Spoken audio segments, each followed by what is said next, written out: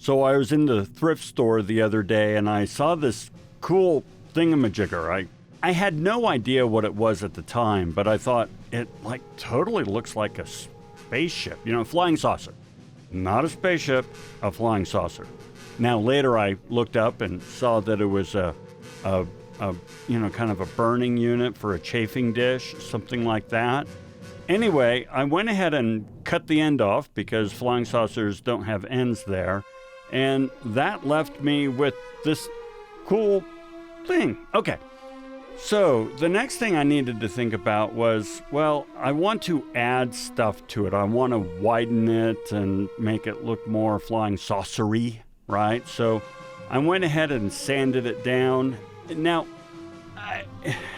this kind of hurt because I really like the silver look, the stainless steel silver. That's kind of what I envision as a flying saucer, but I figure, okay, I can paint it later, so that's all right. So then it's a matter of widening it, giving it a more splayed out flying saucer look. So I got this EVA foam. There you go, EVA foam. I got this EVA foam and cut it out, glued it and so forth, and attached it to the saucer here. Now, this, on one hand, it did what I wanted it to do, but on the other hand, it presented a whole new set of problems. And that is kind of like the theme of this entire build, is every step I take, it creates a new set of problems. Still, I went ahead and put another layer of the EVA foam on the bottom, but then now I need to worry about these little seams, right? The flying saucers don't have seams, so I'm trying to figure out what am I going to do with that. Now, you see me gesticulating there and everything. It's because I'm thinking I'm going to say something in the voiceover, and I want to gesticulate, so it looks like I'm thinking out loud. It was stupid. It's ridiculous. Anyway, so I got this clay foam clay. I guess it's foam clay. And thought, okay, now this is going to help me kind of cover those seams and build it out a little bit more, make it look more aerodynamic rather than just a chafing burner with EVA foam attached to it.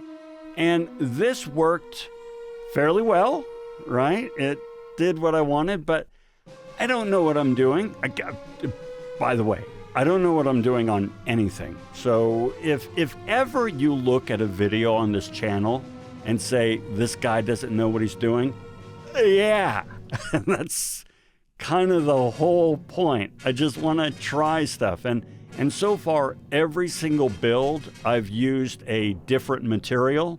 In this particular one, I'm using multiple new materials, and one of them happens to be this foam clay.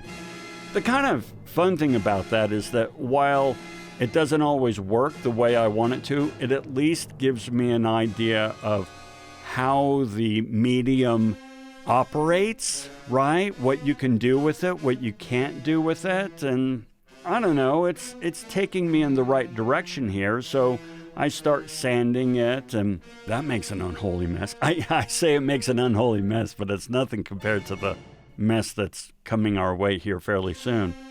So I sand this down, trying to get it to look right, but once again, I still have these seams, right? And furthermore, as you can see, the EVA foam is a little rough. It's not quite smooth. So I figure, okay, now let's pull out the epoxy. I used the epoxy when sculpting the gnome and thought maybe I can use this to hide the seams, to make it seamless. And I kind of went a little overboard on it, but that's okay, step by step. Well, the epoxy, of course, is rough and nasty, so I went ahead and started sanding that. It's this total 2 steps forward, 1 step back with this particular build, right? And Well, I told you there was going to be more of a mess coming. Well, here's the next more of the mess. But there's more mess coming. Don't worry, folks. More mess coming. So I just sand this as much as I can, trying to get it right. But ultimately, it's not smooth. It's not flying saucery and so forth.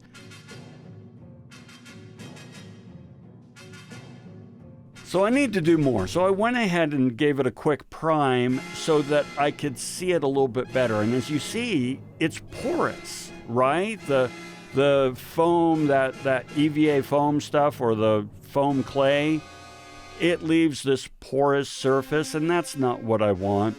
So I need to figure out, how am I going to deal with this? So once again, I start sanding it and so forth, so I can at least get it down to a pretty good base and prepare it for the next step, which is plaster of Paris. I kind of think, you know what, maybe plaster of Paris would help to seal those pits, right? Those porous pits left behind by the foam clay. So I start applying this. And at some point I realized that maybe a paintbrush would work better than a stirring stick. So, I have that epiphany and go ahead and move over to the paintbrush. Now, once again, I've never worked with this before, so it's kind of new. I'm not sure how much to apply. And if you're not sure how much to apply, I tend to err on the side of applying too much, which is totally what I do. I apply way too much of this stuff, so by the time it dries, it's just this great big cake of plaster of Paris. So now we get to go nuts with making the ultimate mess. I start sanding this stuff. And, you've probably done drywall in your home and so forth, and it makes an unholy mess. Well, this is like sanding drywall. It probably is made of the same stuff. And so I just start going at this. And yeah, it's it's crazy. But it's starting to take some It's starting to take some sort of shape. But I have to admit, it's kind of big and bulky. I didn't really want that when it came to a flying saucer. I wanted more streamlined, aerodynamic. And not that a flying saucer needs to be aerodynamic. It flies in space after all. Still, I kind of get it down to something fairly decent, and it's not bad. But now the next problem is that it's just basically a big piece of drywall, so I want to seal it. So I pull out the Mod Podge, which again I've never used before, and I give it like 3 coats of Mod Podge because I figure I'm going to go ahead and coat it, and then I'm going to go ahead and sand it, and that should be like the final step. So here we are. We have ourselves a Mod Podge coated flying saucer, and I start sanding at it. And as I think about it now, I realize I probably should have used a stiff sanding board, because all the sanding sponge really does is it smooths it, but it doesn't make it nice and flat and streamlined, and I don't know how to describe it. But it's pretty bumpy and so on. So it works, but it's not the greatest thing on earth. So I'm happy with it, but I kind of had something else in mind.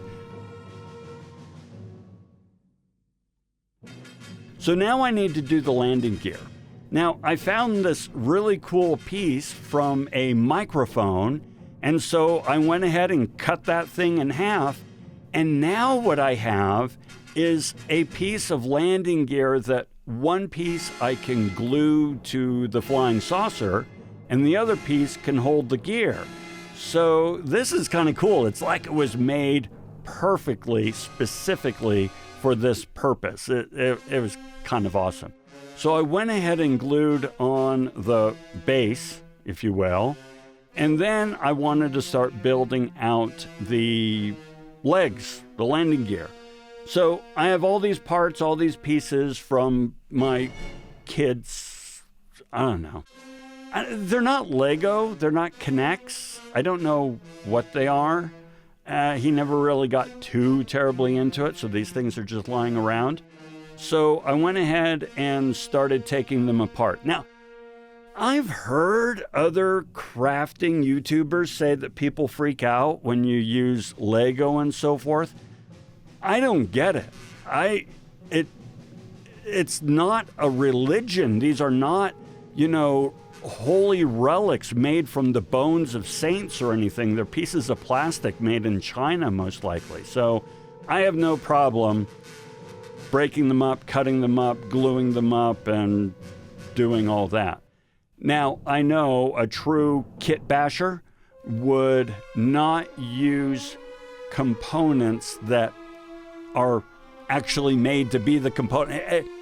They look too real the way they are right now. You should use things like, pipe cleaners and all that sort of stuff. But I had these and I like them, so I'm going to use them. I'm not, I'm not crafting royalty here. So I went ahead and put these things together, put the little landing pads on, and I think at this point that I'm fairly happy with it. But you know how it is. I went ahead and painted it and put it on, and it just stood way too proud. It was way too tall. And so I made the decision to kind of flatten it, if you will. So I cut the legs off and sort of started to reassemble it. So now it sits flatter to the ground, which is what I wanted. But one thing I've learned from this is it really does help to do a sketch beforehand. Now, I've done sketches for my other builds, but I didn't do a sketch for this one. And so by the time I was done with it and it was all together, I saw a few things that had I sketched out, I would have been able to anticipate, but still, it worked out. And so this is what we have. I'm happy with it. I'm fairly happy with it. It's all right. It's not as smooth as I wanted. It doesn't look like a true flying saucer, but nevertheless, I'm going to have it on my workbench and it's going to look fantastic. And so with that, let's do the obligatory glamour shot.